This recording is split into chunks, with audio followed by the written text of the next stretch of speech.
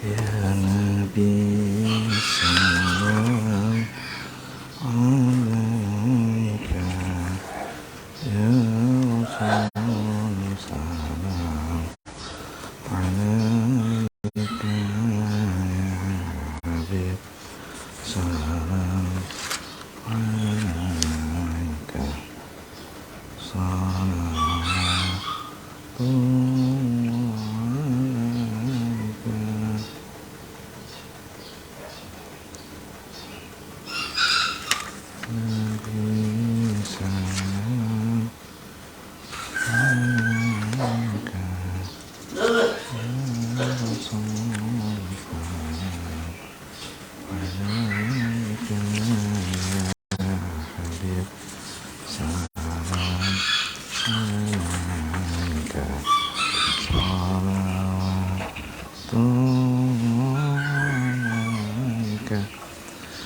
Bismillahirrahmanirrahim. Assalamualaikum warahmatullahi wabarakatuh.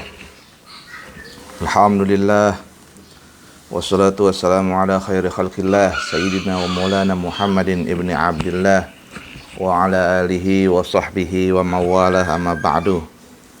Seluruh jamaah ngaji narasi online, a'azakumullah, alhamdulillah, pagi ini kita ketemu lagi. Dan mudah-mudahan pertemuan kita ini diberkahi oleh Allah Subhanahu wa taala. Kembali kita lanjutkan ngaji kita terhadap tafsir Al-Qur'an yang disusun oleh Kementerian Agama Republik Indonesia, ya. Kalau yang di rumahnya ada, ya yang kebetulan membeli atau yang mendapatkan dari Kementerian Agama, silakan dibuka. Saat ini sudah masuk di halaman ke-21. Sudah masuk di halaman 21. Dan kita hari ini masih di surah Al-Fatihah. Ya, di macam-macam hidayah dan petunjuk. Sebelumnya mari kita sama-sama mengawali ngaji kita dengan membaca surat Al-Fatihah. Al-Fatihah. A'udzu billahi minasyaitonir rajim. Bismillahirrahmanirrahim. Alhamdulillahirabbil alamin, arrahmanir rahim, maliki yaumiddin. Iyyaka na'budu wa iyyaka nasta'in. Ihdinas siratal mustaqim, siratal ladzina an'amta 'alaihim ghairil maghdubi 'alaihim waladdallin. Amin. Rabbi shrah li sadri wa yassir. Bismillah. Macam-macam hidayah atau petunjuk. Nah, Allah telah memberi manusia bermacam-macam hidayah, seperti juga dibahas dalam tafsir Al-Fatihah oleh Muhammad Abduh, disebutkan sini. Nah, yang pertama adalah hidayah naluri atau gharizah. Manusia, begitu juga binatang, dilengkapi oleh Allah dengan bermacam-macam sifat yang timbulnya bukan dari pelajaran, bukan pula dari pengalaman, melainkan telah dibawanya dari kandungan ibunya. Jadi ada satu sifat yang didapat bukan dari pelajaran, tapi memang dari sifat alamiah, dari lahir memang sudah ada. Nah, sifat itu namanya sifat naluri, atau dalam bahasa Arab namanya gharizah, ya. Umpamanya naluri ingin memelihara diri, mempertahankan hidup. Nah, seorang bayi bila merasa lapar, dia menangis. Nah, itu naluri, ya. Sesudah terasa di bibirnya puting susu ibunya, lalu dihisapnya sampai hilang laparnya. Nah, itu sifat-sifat naluri. Nah, perbuatan ini dikerjakannya tanpa seorang pun yang mengajarkan kepadanya. Anak bayi baru lahir, adakah yang mengajarkan? Itu tidak ada. Nah, itu sifat-sifat naluri. Bukan pula timbul dari pengalamannya, hanya semata-mata ilham dan petunjuk dari Allah kepadanya untuk mempertahankan hidupnya. Contoh lainnya adalah lebah membuat sarangnya, laba-laba membuat jaringnya, semut membuat lubangnya dan menimbun makanan dalam lubang itu. Semua itu dikerjakan oleh binatang-binatang itu untuk mempertahankan hidupnya dan memelihara dirinya dengan dorongan nalurinya semata-mata. Jadi karena nalurinya, bukan karena pelajaran ya, pengajaran, tapi naluri. Memang sudah dari lahir akan tersimpan itu. Banyak lagi naluri lainnya, umpamanya rasa ingin tahu, ingin mempunyai, ingin berlomba-lomba, ingin bermain, ya, ingin meniru, takut, ya, suka, ya, senang, dan lain-lain. Ya, itu sifat-sifat naluri ya. Nah, naluri atau gharizah ini terdapat pada manusia dan binatang. Perbedaannya ialah naluri manusia bisa menerima pendidikan dan perbaikan. Tetapi kalau naluri binatang tidak. Sebab itulah manusia bisa maju. Ya, sedangkan binatang ia tetap seperti sedia kala. Jadi itu perbedaannya. Nah, naluri-naluri itu adalah dasar bagi kebaikan dan juga dasar bagi kejahatan. Umpamanya naluri ingin memelihara diri. Orang berusaha berniaga, bertani, artinya mencari nafkah secara halal. Sebaliknya, karena naluri ingin memelihara diri, itu pula orang mencuri, menipu, merampok, dan lain-lain. Jadi sifatnya sama-sama ingin memelihara diri. Tapi caranya kemudian yang berbeda. Jadi dia bisa bersifat positif, juga bisa bersifat negatif. Nah, karena naluri ingin tahu, orang belajar sehingga memiliki pengetahuan yang banyak dan pendidikan yang tinggi. Sebaliknya, karena naluri ingin tahu pula, orang suka mencari aib orang lain, ya, rahasia sesamanya. Subhanallah, alangkah hebatnya ini. Ya, yang mengakibatkan permusuhan dan persengketaan. Demikianlah seterusnya naluri-naluri itu. Jadi naluri-naluri itu ada yang bersifat positif, ya, sama nalurinya, tapi akan memiliki reaksi positif, dan yang ada juga melahirkan reaksi negatif. Nah, naluri-naluri itu tidak dapat dihilangkan dan tidak ada faedahnya untuk menghilangkannya atau membunuhnya.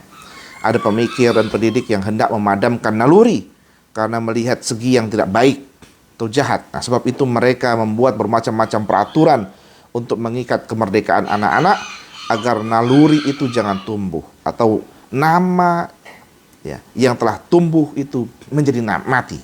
Ya. Tetapi perbuatan itu, ya, besar bahayanya terhadap pertumbuhan akal, tumbuh dan akhlak anak khususnya. Bagi tubuh dan akhlak anak khususnya, ya. Bagaimanapun orang berusaha hendak membunuh naluri itu, namun ia tidak akan pernah mati. Nah, Allah telah menganugerahkan kepada manusia bermacam-macam naluri untuk menjadi petunjuk. Nah, naluri itu fungsi utamanya adalah menjadi hidayah, petunjuk yang akan dipakai secara bijaksana. Jadi intinya adalah naluri hadir itu menjadi petunjuk tentu untuk kita menjadi lebih bijaksana.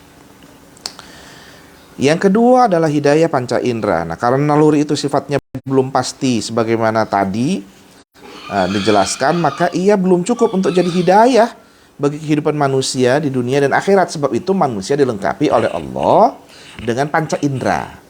Jadi yang pertama tadi ada naluri, sifat naluri, ya, alamiah. Lalu kemudian Allah hadirkan panca indera. Sebab itu manusia dilengkapi oleh Allah panca indera, dan panca indera itu sangat besar perannya terhadap pertumbuhan akal dan pikiran manusia. Ada ungkapan ahli pendidik misalnya, al-hawasu abwabul ma'rifah. Nah, panca indera itu adalah pintu pengetahuan. Jadi panca indera kita ini adalah pintu pengetahuan. Maksudnya adalah dengan perantara panca indera itu, manusia dapat berhubungan dengan alam sekitar, dengan arti bahwa sampainya sesuatu dari alam sekitar ini ke dalam otak manusia ada melalui pintu-pintu panca indera. Tetapi naluri ditambah dengan panca indera juga belum cukup jadi pokok-pokok kebahagiaan manusia. Banyak lagi benda-benda dalam alam ini yang tidak dapat dilihat oleh mata. Banyak macam-macam suara yang tidak dapat didengar oleh telinga. Maka, ya, dijelaskan dalam kitab ini Selain dari alam ya mahsusat ya yang dapat ditangkap oleh panca indera itu, ada lagi namanya alam makulat yang harus ditangkap oleh akal. Ya, jadi ada yang perlu ditangkap oleh panca indera, tapi perlu juga ditangkap oleh akal. Nah, indera penglihatan mata hanya dapat menangkap alam mahsusat. Ya, tangkapannya tentang mahsusat itu pun tidak selamanya betul, kadang-kadang salah. Inilah yang dinamakan dalam ilmu jiwa disebut namanya ilusi optik. Tipuan pandangan. Nah, itu ya. Dalam bahasa Arab ya, khida an-nazar. Nah, sebab itu manusia masih membutuhkan hidayah yang lain. Maka Allah menganugerahkan hidayah yang ketiga, yaitu hidayah akal. Nah, hidayah akal itu ada beberapa penjelasan. Ya, yang pertama adalah akal dan kadar kesanggupannya. Dengan adanya akal, manusia dapat menyalurkan naluri ke arah yang baik, agar naluri itu menjadi sumber bagi kebaikan. Dan manusia dapat membetulkan kesalahan-kesalahan panca inderanya, membedakan yang buruk dengan yang baik. Akal bahkan sanggup menyusun muqaddimah untuk menyampaikannya kepada natijah. Ya. Memperlihatkan akibat dengan sebab, memakai yang mahsusat sebagai tangga kepada yang makulat. Ya. Mempergunakan yang dapat dilihat, diraba, dan dirasakan untuk sampai kepada abstrak, maknawi, dan gaib. Mengambil dalil dari adanya makhluk untuk menetapkan adanya khalik, dan begitulah seterusnya. Jadi ini fungsi akal nanti untuk meneraca, kita untuk menelaah. Kan kita bicara tentang alhamdulillahi rabbil alamin, gitu ya. Yang mana Rabb? Seperti apa Rabb? Gitu ya. Tidak semuanya, maka perlu ditelaah. Ada fungsi, sifat naluri, sifat kemudian panca indera, ya, lalu kemudian lewat akal, ya. Tetapi akal manusia juga belum memadai untuk membawanya kepada kebahagiaan hidup di dunia dan akhirat. Di samping sebagai macam naluri dan panca indera itu, apalagi pendapat akal itu bermacam-macam. Yang baik menurut pikiran si A belum tentu baik menurut pandangan si B. Malah banyak manusia yang mempergunakan akalnya, tapi akalnya dikalahkan oleh hawa nafsu dan sentimennya, hingga yang buruk itu menjadi baik dalam pandangannya, yang baik menjadi buruk. Nah, oleh karena itu manusia membutuhkan hidayah lain, petunjuk lain di samping panca indera dan akalnya, yaitu hidayah agama yang dibawa oleh para rasul ya alaihimus salam. Nah, jadi ada panca indera, akal, ya naluri lahiriah, ya alamiah, lalu kemudian dihadirkan panca indera, gunakan akal Anda, gitu ya. Tapi ingat, itu semua tidak selesai, harus ada hidayah lanjutan, namanya hidayah agama. Nah, sekarang kita bahas tentang hidayah agama. Ya. Jika menilik kepada agama-agama dan kepercayaan-kepercayaan yang diciptakan oleh Allah, ya, al-adyan al-wadhi'iyah, terlihat bahwa pada jiwa manusia telah ada bibit-bibit kecenderungan beragama. Hal itu karena manusia mempunyai sifat merasa berhutang budi, suka berterima kasih, dan membalas budi kepada orang yang berbuat baik kepadanya. Itu sifat alamiah, ya, naluri. Maka ketika ia memperhatikan dirinya dan alam ini di sekelilingnya, umpamanya roti yang dimakannya, tumbuh-tumbuhan yang ditanamnya, binatang ternak yang digembalakannya, matahari yang memancarkan sinarnya, hujan yang turun dari langit yang menumbuhkan tanaman-tanaman, dia akan merasa berhutang budi kepada satu zat. Ini pakai tanda kutip, ya. Satu zat yang gaib, yang telah berbuat baik dan melimpahkan nikmat yang besar itu kepadanya. Nah, perihal bagaimana cara kita kemudian mensyukuri, ya, kemudian menelaah, ya, serta mampu untuk menyembah zat yang gaib itu adalah suatu masalah yang sukar yang tidak dapat dicapai oleh akal manusia. Sebab itu di dalam sejarah terlihat tidak pernah ada keseragaman dalam hal ini. Bahkan akal pikiran manusia akan membawanya kepada kepercayaan mengagungkan alam di samping mengagungkan zat yang gaib itu. Nah, jamaah ngaji narasi online, ya inilah pentingnya kita ngaji ini, subhanallah. Jadi silakan kita semua yang sedang mengikuti ngaji narasi online ini, ya sambil santai saja, dihidupkan saja ya live ini, ya ada yang sambil mencuci, bersiap-siap mau bekerja, ya kalau masih libur alhamdulillah bisa sambil santai minum kopi teh dengan pisang gorohnya, ada yang sambil mencuci baju, ya cuci piring, ada yang sambil ya dengan pekerjaan-pekerjaan paginya, silahkan. Ya, sembari kita juga mengisi pengetahuan keagamaan kita, batiniyah kita lewat ngaji, dan ngajinya kita lewat kitab tafsir Al-Quran Kementerian Agama ini. Kita ngaji tentang bagaimana memahami Allah, subhanallah. Nah, kita lanjutkan. Karena pikirannya masih bersahaja dan belum tergambarkan di otaknya bagaimana menyembah zat yang gaib tadi, maka dipilihlah di antara alam ini sesuatu yang besar, yang indah, yang banyak manfaatnya, atau sesuatu yang ditakutinya untuk jadi lambang bagi zat yang gaib itu.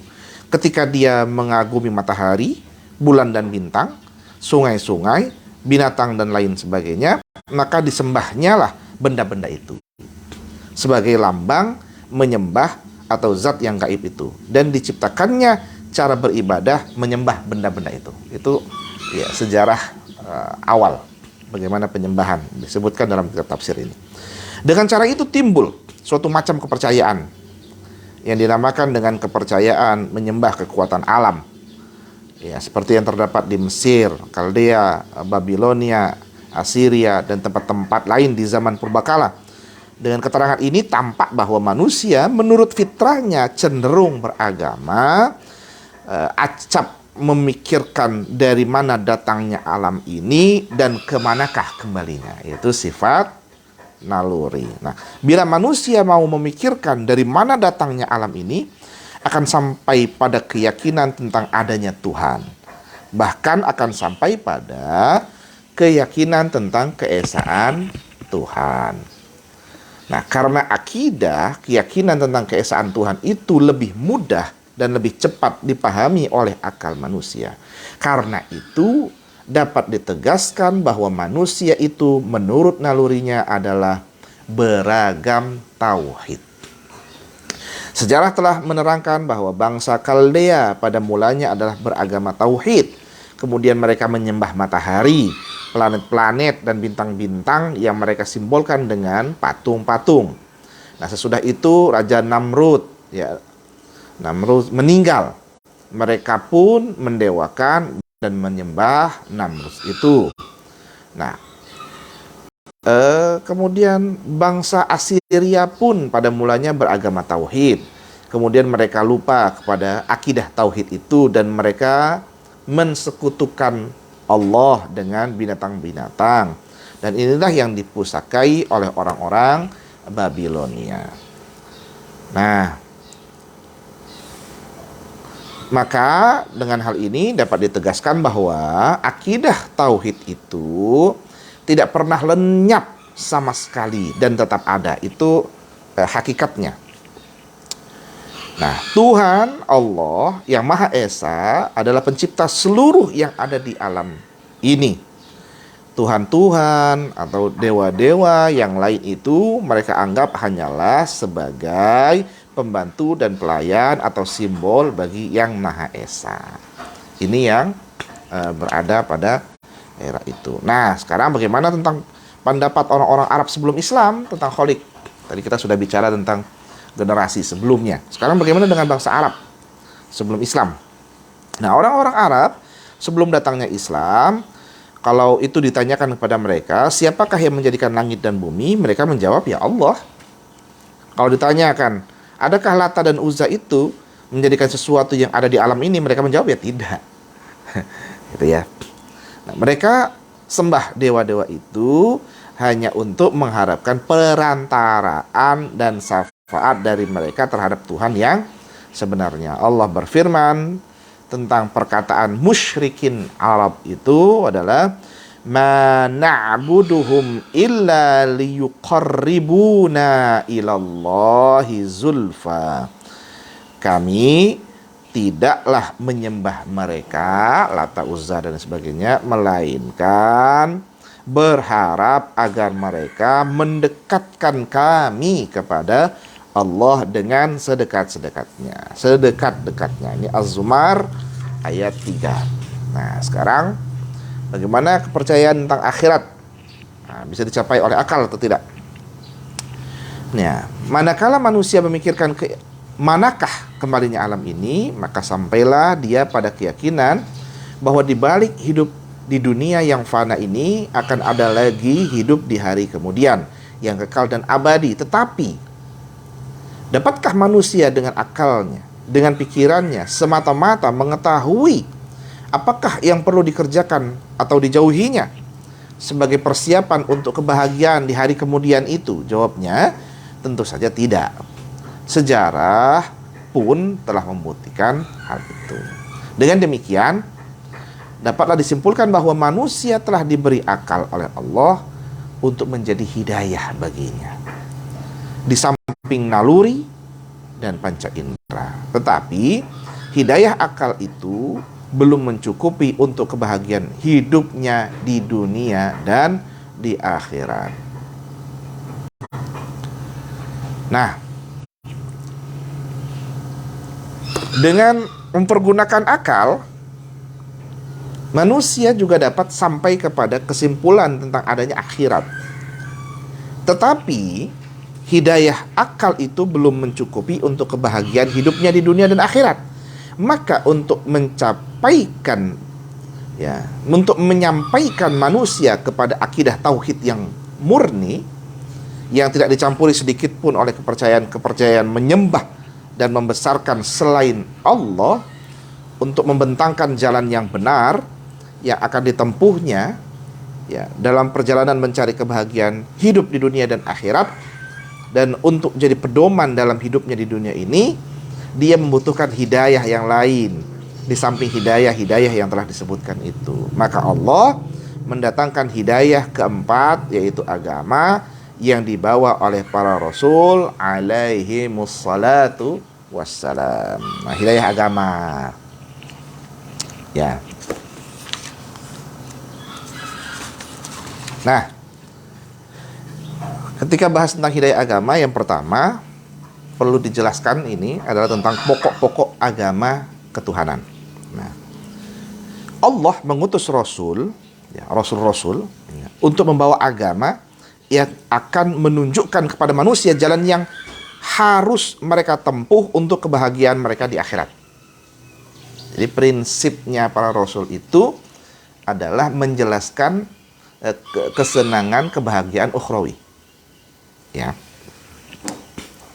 Mula-mula yang ditanamkan oleh rasul-rasul adalah kepercayaan tentang adanya Tuhan yang Maha Esa dengan segala sifat-sifat kesempurnaannya, guna membersihkan etikat manusia dari kesyirikan, mempersekutukan Allah Subhanahu wa ta'ala. Rasul membawa manusia kepada kepercayaan tauhid dengan melalui akal dan logika, yaitu dengan mempergunakan dalil-dalil yang tepat dan logis. Dialog antara Nabi Ibrahim dengan Namrud misalnya, Nabi Musa dengan Fir'aun, dan seruan-seruan Al-Quran pada kaum musyrikin Quraisy, semuanya mengajak agar mereka mempergunakan akalnya. Maka wajar ya kalau di dalam Al-Quran kita sebut banyak ditemukan la'allakum ta'qilun, la'allakum tatafakkarun, agar kalian memikirkan hal itu, berpikir, itu banyak sekali kita temukan. Nah, di samping kepercayaan kepada Tuhan yang Maha Esa, Rasul-Rasul juga menyeru untuk percaya pada akhirat dan para malaikat. Nah, percaya pada adanya Allah Tuhan yang Maha Esa dengan sifat-sifat kesempurnaannya serta adanya malaikat dan hari kemudian dinamakan al-imanu bil ghaib. Percaya kepada yang gaib. Kita nggak ngelihat, tapi kita yakin itu ada. Ya. Itulah yang menjadi pokok bagi semua agama samawi, dengan arti bahwa semua agama yang datangnya dari Tuhan adalah mempercayai keesaan Tuhan, para malaikat, dan hari akhirat. Ada jamaah ngaji narasi online, kita lanjutkan ya. Di samping akidah ya, atau kepercayaan yang tadi disebutkan ya, para rasul juga membawa hukum-hukum. Ya, jadi bukan sekedar menjelaskan nilai-nilai batiniyah, tapi juga harus ada penjelasan bagaimana menerapkan agar sifat batiniyah itu menjadi sempurna. Maka lahirlah aturan atau hukum-hukum. Nah, akhlak dan pelajaran-pelajaran. Hukum-hukum dan peraturan itu tidak seluruhnya sama. Artinya, apa yang diturunkan kepada Nabi Ibrahim tidak sama dengan yang diturunkan kepada Nabi Musa. Ya, dan apa yang dibawa oleh Nabi Isa alaihissalam tidak pula serupa dengan yang dibawa oleh Nabi Yuna Muhammad sallallahu alaihi wasallam. Hal ini dikarenakan hukum-hukum dan peraturan-peraturan itu haruslah sesuai dengan keadaan, tempat, dan masa. Ya. Maka syariat yang dibawa oleh nabi-nabi itu adalah sesuai dengan masanya masing-masing. Jadi yang berlainan itu ialah hukum-hukum furu', ya, cabang-cabang. Sedangkan pokok hukum agama seperti akidah itu sama. Kalau yang sifatnya furu', ya, cabang-cabang, ya tentu berbeda. Tapi kalau akidah, hukum akidah dari nabi-nabi yang pertama sampai Nabi Yuna Muhammad sallallahu alaihi wasallam itu sama. Kalau Nabi Muhammad sallallahu alaihi wasallam adalah nabi penutup, maka syariat yang dibawanya diberi oleh Allah sifat-sifat tertentu agar sesuai dengan segala masa dan keadaan. Ya. Nah, sekarang hidayah yang dimohonkan kepada Tuhan. Nah, Allah telah menganugerahkan agama Islam sebagai hidayah dan senjata hidup yang penghabisan atau jalan kepada kebahagiaan yang terakhir. Tetapi, adakah semua orang pandai mempergunakan senjata itu? Dan adakah semua hamba Allah sukses dalam menempuh jalan yang telah dibentangkan oleh Tuhan? Ya, banyak manusia salah menerapkan agama, tidak beribadah, ya, menyembah Allah sesuai dengan yang diridhai oleh Allah, ya, tidak melaksanakan syariat sesuai dengan yang dimaksud oleh pembuat syariat. Ya. Karena itu Allah mengajarkan kepada manusia cara memohon kepadanya agar diberi ma'unah, pertolongan, dibimbing dan dijaga selama-lamanya, serta diberinya taufik, ya, agar dapat memanfaatkan semua macam hidayah yang telah dianugerahkan itu menurut semestinya. Nah, naluri-naluri agar dapat disalurkan ke arah yang baik, panca indera akan betul, akal agar sesuai dengan yang benar, tuntunan-tuntunan agama agar dapat dilaksanakan menurut yang dimaksudkan oleh yang menurunkan agama tanpa ada cacat, janggal, dan salah. Itulah. Maka kemudian setiap sholat, ya, dalam surah Al-Fatihah itu kita selalu baca iyyaka na'budu wa iyyaka nasta'in. Ya, kita selalu minta pertolongan pada Allah. Ya Allah, ya muqallibal qulub, sabit qalbi ala dinik. Ya Allah yang membolak-balikkan hati, ya, tetapkanlah hati ini dalam ketetapan beragama yang sesuai dengan agama yang diajarkan, yang dituntun olehmu ya Allah. Itu permohonan kita.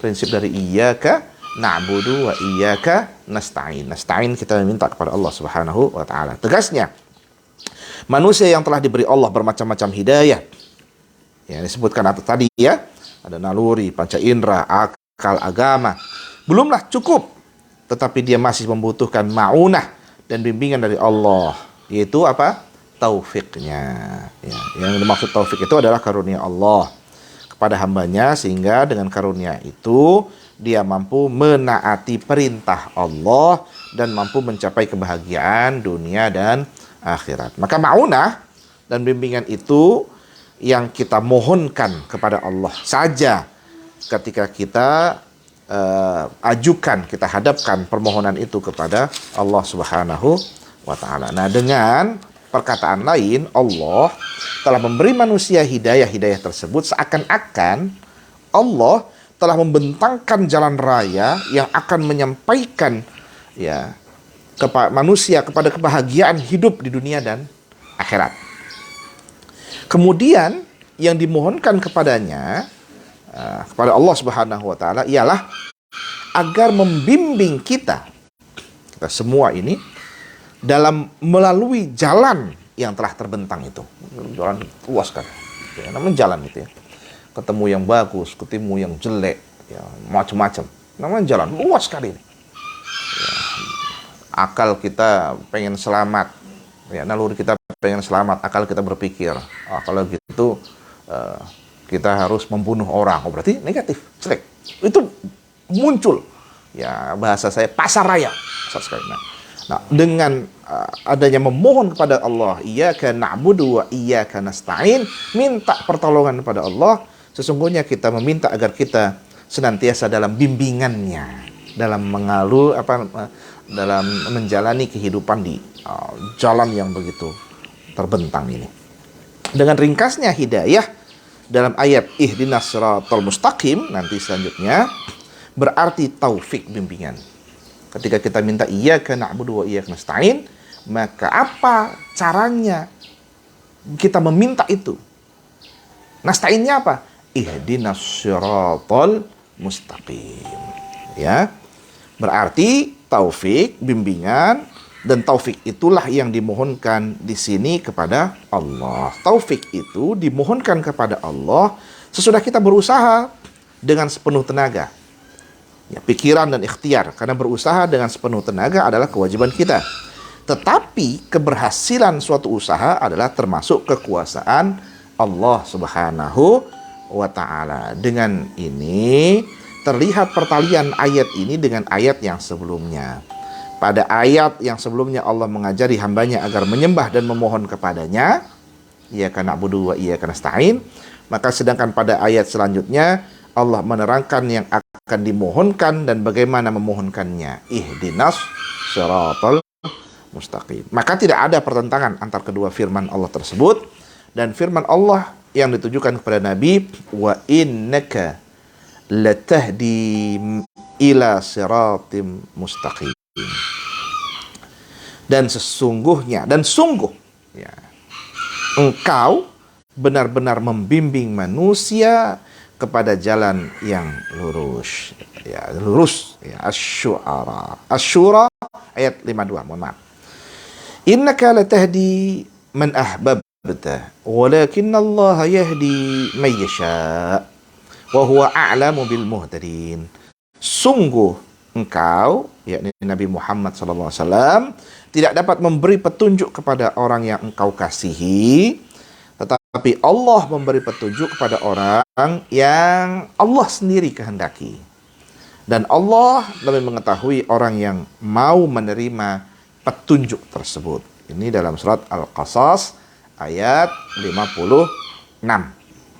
Sebab yang dimaksud dengan hidayah pada ayat pertama, ya, wa innaka latahdi, ya, sungguh ya engkau benar-benar membimbing, ya, ialah menunjukkan jalan yang harus ditempuh, dan ini memang tugas para nabi. Ya, yang dimaksud dengan hidayah pada ayat kedua, innaka latahdi man ahbabta, ya, adalah membimbing manusia dalam menempuh jalan itu dan memberikan taufik agar sukses dan berbahagia dalam perjalanannya. Dan ini tidaklah masuk dalam kekuasaan Nabi, tapi kekuasaan Allah Subhanahu wa ta'ala. Apa itu haknya? As-siratal mustaqim. Ya, ini jalan yang lurus. Ya, kalau dalam ngaji ma'rifat biasanya as-siratal mustaqim, jalan yang menghadirkan nilai-nilai keistiqomahan. Nah, itu. Ya, meskipun jalan yang lurus ini jalan yang benar, ya. Apakah yang dimaksud dengan jalan yang lurus itu? Nah, sebelumnya telah diterangkan bahwa Rasul-Rasul telah membawa aqaid, akidah-akidah, ya, kepercayaan-kepercayaan, hukum-hukum, peraturan-peraturan, akhlak, dan pelajaran-pelajaran.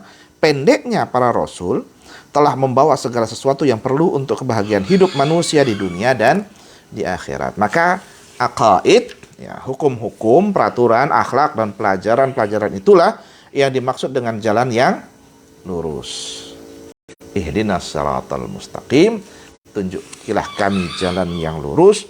Itu adalah apa? Hadirnya, ya, akidah, hukum, peraturan, akhlak, pelajaran yang dihadirkan oleh para nabi, yang tentunya itu datangnya dari Allah Subhanahu wa ta'ala. Jadi dengan menyebut ayat ini seakan-akan kita memohon kepada Allah,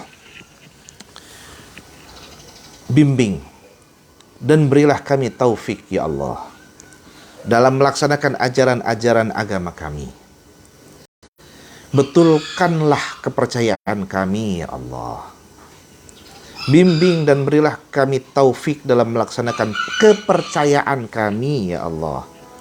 Bimbing dan berilah kami taufik dalam melaksanakan hukum, peraturan-peraturan, serta pelajaran-pelajaran agama kami. Jadikanlah kami mempunyai akhlak yang mulia, agar bahagia hidup kami di dunia dan di akhirat.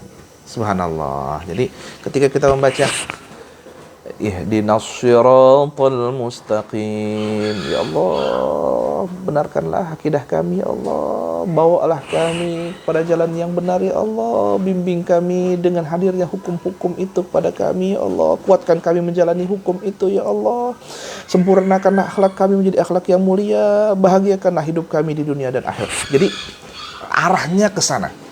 Ya, tapi bukan berarti kemudian ketika sholat mikir, ya Allah, enggak ya. Maksudnya alam bawah sadar kita membawa ke sana. Nah, selanjutnya yang ketujuh, ayat ketujuh. Setelah Allah mengajarkan kepada hamba-hambanya untuk memohon agar selalu dibimbingnya menuju jalan yang lurus, yang benar, maka pada ayat ini Allah menerangkan apa jalan yang lurus itu. Sebelum Al-Quran diturunkan, Allah telah menurunkan kitab-kitab suci yang lain. Dan sebelum Nabi Muhammad, Allah telah mengutus nabi-nabi dan rasul-rasul. Karena sebelum umat yang sekarang, telah banyak umat terdahulu. Nah, di antara umat-umat yang terdahulu itu terdapat nabi-nabi, siddiqin, ya, yang membenarkan rasul-rasul dengan jujur dan patuh, syuhada, yang telah mengorbankan jiwa dan harta untuk kemuliaan agama Allah, dan orang-orang yang salih, yang telah membuat kebajikan, ya, dan menjauhi larangan-larangan Allah. Mereka itulah orang-orang yang telah diberi nikmat oleh Allah, ya, dan kita diajari agar memohon kepada Allah agar diberi taufik dan bimbingan sebagaimana Allah telah memberi taufik dan bimbingan kepada mereka, para nabi dan rasul, para siddiqin, para syuhada, para salihin. Jadi kita minta sebagaimana engkau menghadirkan itu ya Allah kepada nabi dan rasul, ya, engkau berikan itu kepada para siddiqin, ya, yang membenarkan dan jujur betul-betul membenarkan ajaran Allah, ajaran para nabi, para kemudian para syuhada, mereka yang tulus murni berjuang untuk memuliakan agama Allah, dan para salihin yang menghadirkan nilai-nilai kebajikan ya, dalam bersosial, dalam membangun masyarakat yang baik, gitu ya. Selanjutnya, lalu timbul pertanyaan, mengapa Allah menyuruh kita mengikuti jalan mereka yang terdahulu? Padahal dalam agama kita ada pelajaran-pelajaran hukum dan petunjuk-petunjuk yang tidak ada pada mereka. Jawabnya, sebetulnya agama Allah itu adalah satu. Kendati pun ada perbedaannya, tapi perbedaan itu pada nilai-nilai furuknya saja, ya, cabang-cabang. Ya. Pokok utamanya serupa. Akidah utamanya la ilaha illallah, itu sama semua. Nah, sebagaimana halnya dalam umat-umat terdahulu itu terdapat orang-orang yang diberi nikmat oleh Allah, juga terdapat di antara mereka orang-orang yang dimurkai Allah dan orang-orang yang sesat. Nah, orang yang dimurkai Allah itu mereka yang tak mau menerima seruan Allah yang disampaikan oleh Rasul-Rasul karena berlainan dengan kebiasaan mereka atau karena tidak sesuai dengan hawa nafsu mereka. Nah, kendati pun telah jelas bahwa yang dibawa oleh para Rasul itu adalah benar, termasuk juga ke dalam golongan-golongan ini mereka yang mulanya telah menerima apa yang disampaikan oleh Rasul, tapi kemudian karena suatu sebab mereka membelok dan membelakangi pelajaran yang dibawa oleh Rasul-Rasul itu. Dan biasanya itu urusan duniawi. Ya, urusan duniawi yang bisa membelokkan hati ini dari kebenaran agama, kebenaran Allah Subhanahu wa ta'ala. Uang, harta, jabatan, ya, tahta, ya, laki-laki, perempuan, ya, anak-anak, ya, yang begitu-begitu kadang-kala yang kemudian merubah. Ya, karena istri, lalu kemudian kita merubah iman kita, karena suami lalu merubah iman kita, karena anak-anak, ya terubah, kita menjadi murtad, ya, kita menjadi murtad dan sebagainya. Makanya kita meminta, ya, ihdinas siratal mustaqim, siratal ladzina an'amta 'alaihim ghairil maghdubi 'alaihim. Ya, ya. Ada banyak mereka yang kemudian tersesat dan engkau berikan hukuman. Ya, mereka sesat dan berikan hukuman. Maka kita meminta agar tidak seperti itu. Ya, banyak sekali. Maka seluruh hadirin ngaji narasi online, ini pentingnya kita menguatkan itu. Ya, makanya disebut sab'ul masani, ya. 7 ayat yang diulang-ulang. Fungsinya adalah mengulang-ulang pemahaman, penanaman, penguatan nilai-nilai akidah dalam diri kita. Ya, Masya Allah. Ya, ngeri sekali itu. Kata Nabi itu ada orang yang paginya beriman, malamnya kafir. Ada orang yang malamnya beriman, paginya kafir, siangnya kafir. La ilaha illallah. Kita hanya minta kepada Allah. Nggak ada yang tahu. Maka ya muqallibal qulub, tsabbit qulubana ala dinik. Wahai engkau ya Allah yang begitu mudah membolak-balikkan hati manusia, maka tanamkan, kuatkan ya Allah hati kami ini dalam ketetapan iman, agama Islam, agama yang benar yang engkau ridhai ya Allah. Nah, di dalam sejarah banyak ditemukan orang-orang yang dimurkai Allah. Sejak di dunia mereka telah diazab Allah sebagai balasan yang setimpal bagi keingkaran dan sifat angkara murka mereka. Umpamanya kaum Ad dan kaum Samud yang telah dibinasakan oleh Allah. Sampai sekarang masih ada bekas-bekas peninggalan mereka di jazirah semenanjung Arab. Begitu juga dengan Fir'aun dan kaumnya yang telah dibinasakan oleh Allah di Laut Merah. Ya, bahkan disebutkan dalam kitab tafsir ini, mumi Fir'aun sampai sekarang masih tersimpan di museum di negara Mesir. Ya. Nah, orang-orang yang sesat ialah mereka yang tidak betul kepercayaannya atau tidak betul pekerjaan dan amal ibadahnya serta rusak budi pekertinya. Bila akidah seseorang tidak betul atau pekerjaan dan amal ibadahnya salah dan akhlaknya telah rusak, akan celakalah dia. Dan kalau suatu bangsa berada pada situasi seperti itu, maka jatuhlah bangsa ini. Nauzubillahi min dzalik. Ya, maka dengan ayat ini Allah mengajari hambanya untuk memohon kepadanya agar terjauh dari kemurkaan Allah Subhanahu wa ta'ala dan terhindar dari kesesatan. Di dalamnya juga tersimpul ya perintah Allah agar manusia mengambil pelajaran dari seluruh ya dari sejarah-sejarah bangsa terdahulu. Alangkah banyaknya dalam sejarah kejadian-kejadian yang dapat dijadikan i'tibar sebagai sebuah pelajaran. Di dalam Al-Quran banyak ayat yang berkenaan dengan kisah umat dan bangsa-bangsa terdahulu. Memang tidak ada sesuatu yang lebih besar pengaruhnya kepada jiwa manusia daripada contoh-contoh orang dan perbandingan-perbandingan yang terdapat di dalam kisah-kisah dan sejarah. Memang ya betul ya, kisah sejarah itu menginspirasi ya. Orang tua yang baik yang kemudian dilihat kakek moyangnya yang baik yang diceritakan itu mampu menginspirasi anak cucunya juga menjadi orang baik. Dan ada orang tua yang jahat, kebetulan kakek neneknya, sesepuhnya, seluruhnya orang jahat, mampu menginspirasi pula anak cucunya untuk menjadikan dirinya menjadi baik dan tidak mau sama seperti generasi sebelumnya. Dan itu memang betul. Maka wajar kemudian dalam Al-Quran itu, ya ini masuk akal sekali dalam Al-Quran itu, Allah seringkali menceritakan kisah-kisah terdahulu itu untuk menjadi iktibar, pelajaran buat kita. Maka wajar, la'allakum ta'ilkilun, ya, suruh mikir, ya, suruh pakai akal kita, tatafakkarun, ya, pikiran kita gunakan gitu, untuk menelaah, membaca, ya, kisah-kisah terdahulu itu fungsinya apa. Ya Allah, ada masyarakat Sodom yang kemudian diberangus oleh Allah di masa Nabi Lut, maka ya, tentu kita tidak ingin seperti itu. Ada yang masyarakat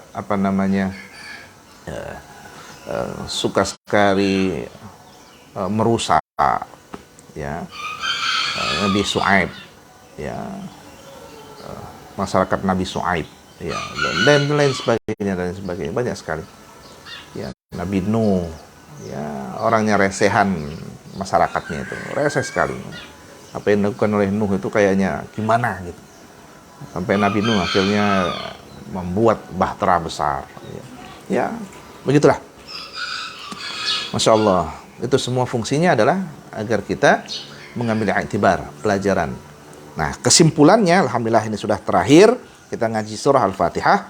Kesimpulan dari surah Al-Fatihah ini berisi pokok-pokok isi Al-Quranul Karim secara keseluruhan. Pokok-pokok isi Al-Quran yang terkandung dalam surah Al-Fatihah ini dijelaskan dan diperinci pada 113 surah berikutnya. Bayangkan, subhanallah, Sab'ul Masani, 7 ayat yang berulang itu nanti dijelaskan secara gamblang di 113 surah berikutnya. Maka tafsir, buku tafsir yang kita pegang ini seperti itu pula. Kalau kita ngaji dari awal itu ada muqaddimahnya, muqaddimah ngaji surah Al-Fatihah, baru tafsir surah Al-Fatihah. Jadi termasuk nanti insya Allah esok kita akan ngaji surah Al-Baqarah, ada pengantarnya terlebih dahulu. Nah, sama seperti itu. Nah, pengantar surah-surah yang panjang itu dari Al-Baqarah sampai An-Nas itu adalah suratul Fatihah. Yang pertama, bahwa pekerjaan yang baik, ya, simpulannya adalah pekerjaan yang baik perlu dimulai dengan basmalah yang menunjukkan adanya akidah dan keimanan. Itu yang pertama. Ya, pelajaran pengajaran utama dari surat Al-Fatihah yang pertama adalah pekerjaan yang baik perlu dimulai dengan basmalah. Mari kita semua, ya, membiasakan lisan hati kita untuk memulai segala sesuatu dengan basmalah. Itu jimat. Tadi mau maling, ingat basmalah, nggak akan jadi maling tuh. Karena nggak mungkin dia menyatukan yang buruk dengan yang baik. Ya, Bismillahirrahmanirrahim, saya maling, nggak mungkin. Itu jimat, Bapak Ibu sekalian. Dan itu menunjukkan adanya akidah dan keimanan. Ya, tanpa kita sadari, ya. Bismillahirrahmanirrahim, saya mau maling, nggak jadi dong. Masa saya maling? Masa Allah ngajarin saya maling? Nggak mungkin lah, Allah. Nah, itu dengan sendirinya nalurinya. Yang kedua, kita perlu memuji Allah dan melaksanakan ibadah dan memohon pertolongan hanya kepada Allah yang memelihara dan mengatur seluruh alam. Ya. Yang ketiga, baik dalam ibadah maupun amal-amal perbuatan yang lain, kita selalu memohon hidayah dan petunjuk sesuai dengan hukum-hukum yang ditetapkan oleh Allah. 4, kita memohon petunjuk dan hidayah kepada Allah karena Allah adalah Maha Pengasih, Maha Penyayang, dan menguasai hari akhir sesuai dengan adanya janji dan ancaman. Kelima, hidayah dan petunjuk yang kita mohonkan ialah hidayah sebagaimana yang Allah berikan kepada orang-orang yang diberi nikmat, bukan jalan orang-orang yang dimurkai dan sesat sebagaimana yang telah disebutkan dalam kisah-kisah Al-Quran, kisah-kisah di dalam Al-Quran. Quran. Alhamdulillahirabbil alamin. Mudah-mudahan ngaji kita ini manfaat dan insyaallah kita ketemu lagi nanti sudah masuk di surah Al-Baqarah. Al-Baqarah. Ya, subhanallah. Ihdinas siratal mustaqim, siratal ladzina an'amta 'alaihim ghairil maghdubi 'alaihim waladdallin. Amin. Wallahul muwaffiq ila aqwamit thariq. Assalamualaikum warahmatullahi wabarakatuh. Salatullah, salamullah ala taha Rasulillah. Salatullah, salamullah ala Yasin Habibillah.